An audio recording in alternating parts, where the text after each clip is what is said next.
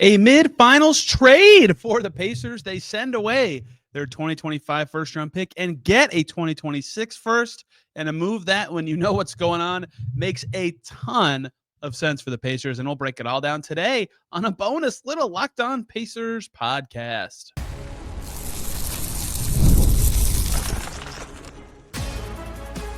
You are Locked On Pacers, your daily Indiana Pacers podcast, part of the Locked On Podcast Network, your team every day.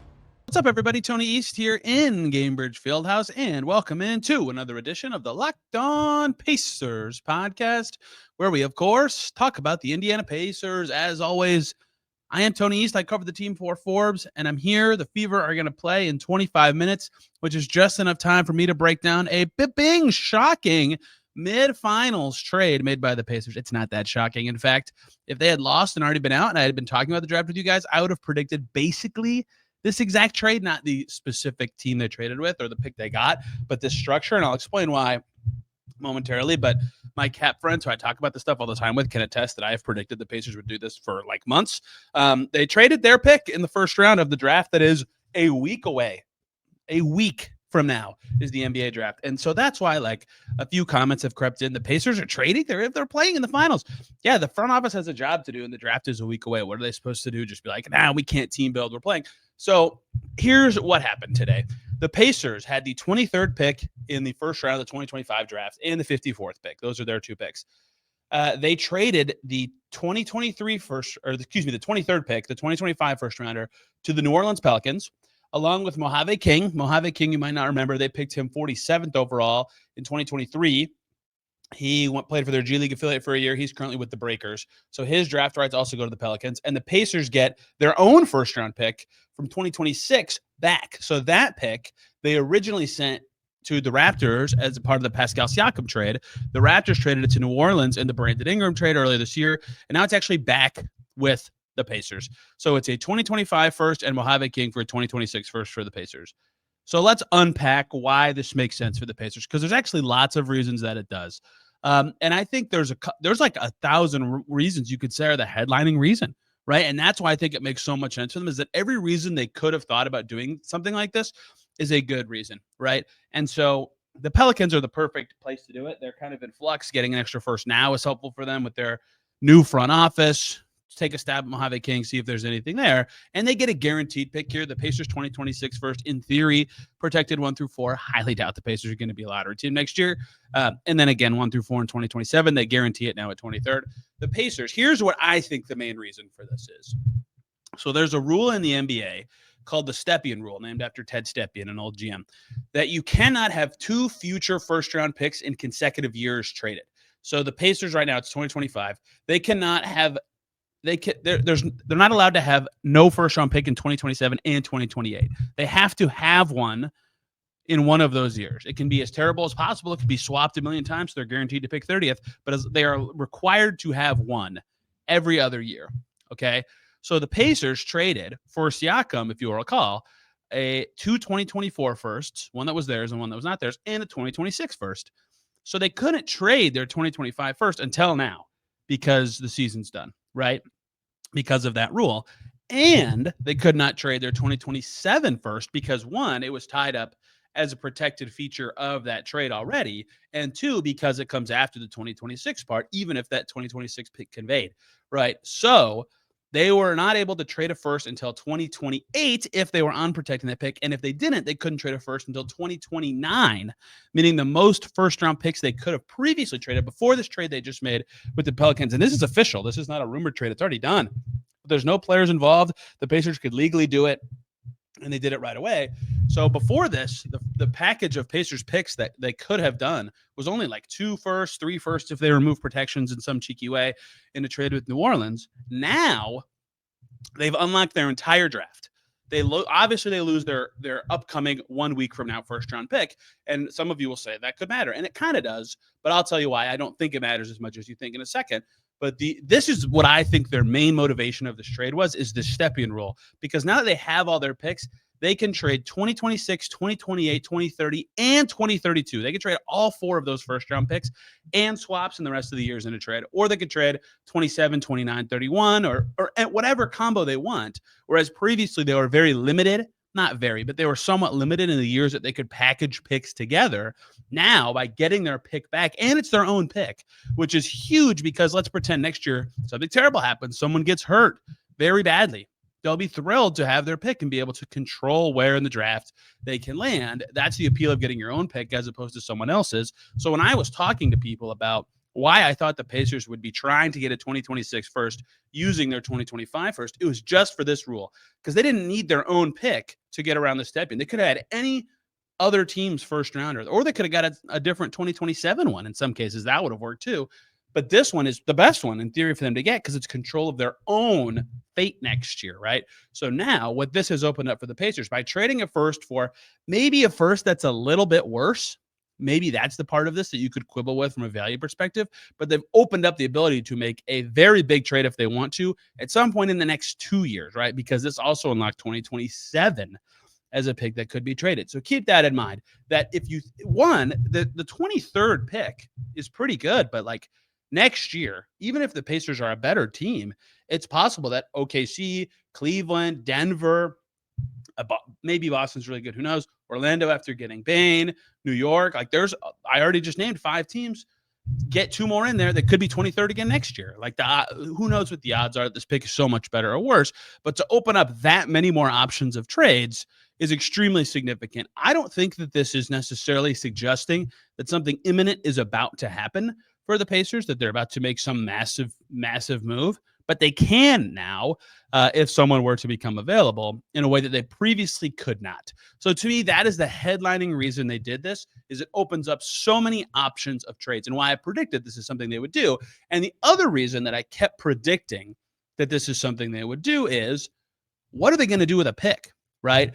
Go back a year in time. And I have to look, not dumb, but I have to talk about this. And this will be a very big topic coming up is, how this Pacers season went compared to expectations. Going into the 2024 draft, many of you remember I suggested the Pacers should absolutely not trade their 35th pick, which was the Johnny Furphy pick, and my 36th, whatever it was before they moved up a slot. My reasoning for that was they need to pick a young player to add to their young pipeline because the thinking at the time was they're probably going to trade Jarris or Ben Mathurin at some point in the not-so-distant future. And maybe that is still true. However, that did not happen. 2, they were very good with those players. And 3, Furphy's like kind of all right. So you did all 3 accomplish something there in that you built your young pipeline and you nailed that early second rounder. So the reason that change has shifted from last year where you're trying to build your young pipeline to now is it's built. Maybe they are still going to trade one of those guys. We'll talk about that when the offseason comes. I don't want to, after this podcast, I'm not talking more about the offseason unless they make a move until the finals are done. But they have Mathurin. He's a 6th man right now. Jarris Walker plays sometimes.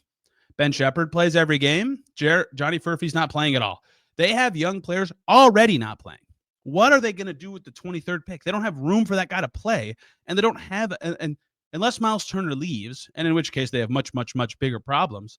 They don't have a spot for the 23rd pick to play. So they're already by default burying that guy.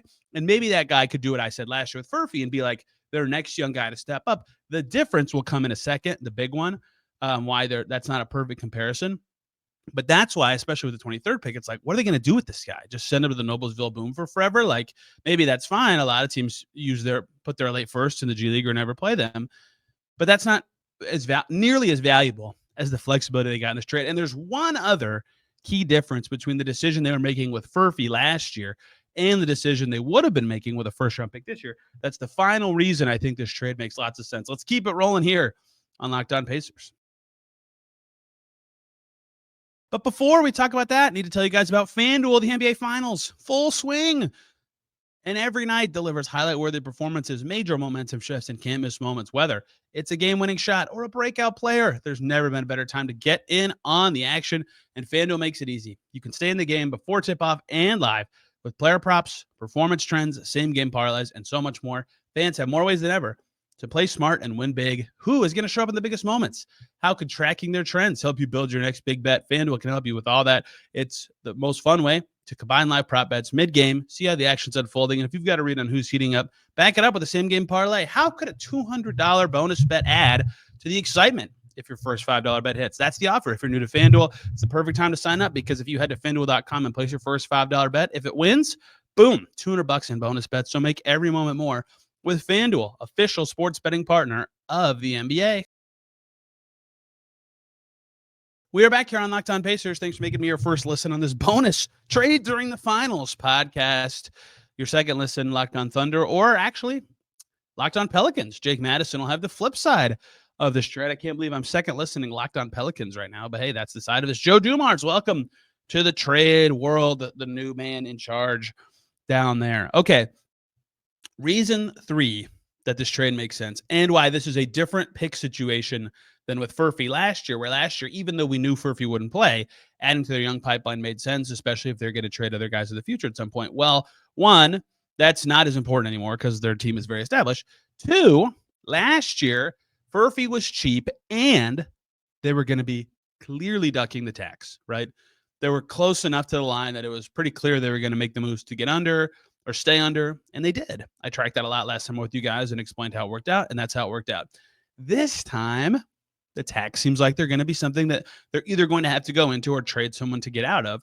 But regardless, because they're more expensive with the upcoming contract of Myles Turner, and my operating assumption is that Myles Turner will be back with the Pacers. I don't know that, but that is what I am assuming based off of things.